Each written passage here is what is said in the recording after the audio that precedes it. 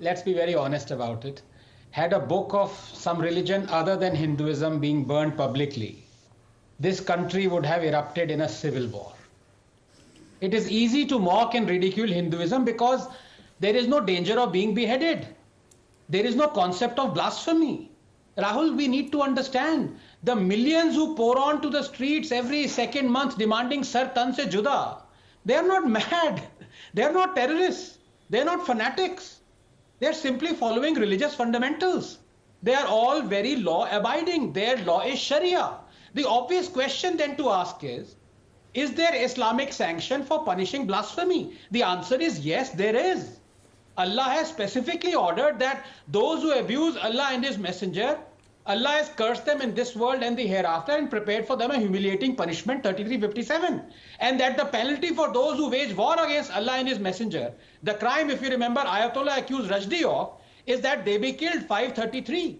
The Sahih Muslim Hadith 194436 specifically quotes Prophet Muhammad as saying, quote, "Who will kill Kaab Ashraf the poet? He has maligned Allah the Exalted and His Messenger," unquote. So anyone who is perceived to have blasphemed will sooner or later meet the fate of Kamlesh Tiwari. And now the situation is such that one can't even quote Islamic scriptures as Nupur did, or even support her right to do so as Taylor Kanhaiya Lalji did.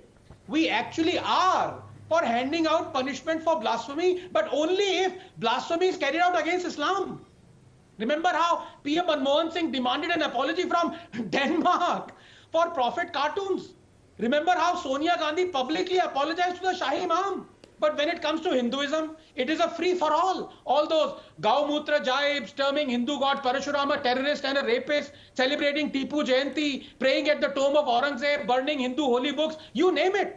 And if the idea is to demean Hinduism, they have done it. Now let me come to the very important second issue. Rahul, Hinduism has survived 5 millennia and more because it imbibes the scientific virtues of diversity, empathy, independent thought, and reform. In Hinduism, religion is an offshoot of the way of life.